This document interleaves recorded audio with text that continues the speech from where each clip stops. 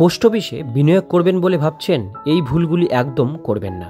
হ্যাঁ বন্ধুরা, আপনারা ঠিকই শুনেছেন, পোস্ট অফিসে কি আপনারা বিনিয়োগ করবেন? তাহলে আজকের ভিডিওটি অবশ্যই প্রথম থেকে শেষ পর্যন্ত মনোযোগ সহকারে দেখুন। চ্যানেলে প্রথমবার হলে সাবস্ক্রাইব করে পাশের বেল আইকনটিকে বাজিয়ে রাখুন এরকমই গুরুত্বপূর্ণ আপডেটগুলো সবার প্রথমে পাওয়ার জন্য। তো চলুন ভিডিওটিকে শুরু করা যাক। পোস্ট অফিস বিভিন্ন ধরনের আর্থিক স্কিম অফার করে। এই অর্থশাস্ত্র একটি নিরাপদ এবং নির্ভরযোগ্য উপায় অনেক গ্রাহককে আকর্ষণ করে। যাই হোক, পোস্ট অফিসে আপনার কষ্টার্জিত অর্থ জমা করার আগে এই পরিষেবাগুলির সাথে সম্পর্কিত সুবিধা এবং অসুবিধা উভয়ই সম্পর্কে সচেতন হওয়া জরুরি। পোস্ট অফিসে টাকা জমা করার সুবিধা। নিরাপত্তা। পোস্ট অফিস ভারত সরকার দ্বারা সমর্থিত, যা এটিকে ব্যাংক বা অন্যান্য বেসরকারি প্রতিষ্ঠানের তুলনায় আপনার টাকা রাখার জন্য একটি নিরাপদ জায়গা করে তোলে। এটি আর্থিক জালিয়াতি বা কেলেঙ্কারির সম্ভাবনা হ্রাস করে।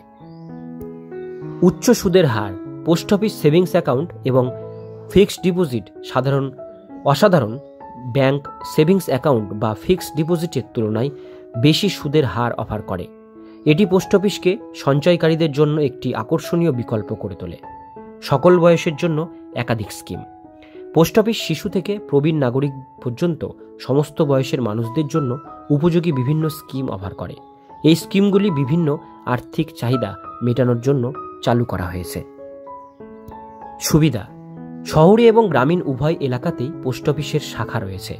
এটি প্রত্যন্ত অঞ্চলের লোকেদের জন্য বিশেষভাবে সুবিধাজনক, যেখানে ব্যাংকের শাখা দুষ্প্রাপ্য হতে পারে। পোস্ট অফিসে টাকা জমা করার অসুবিধা।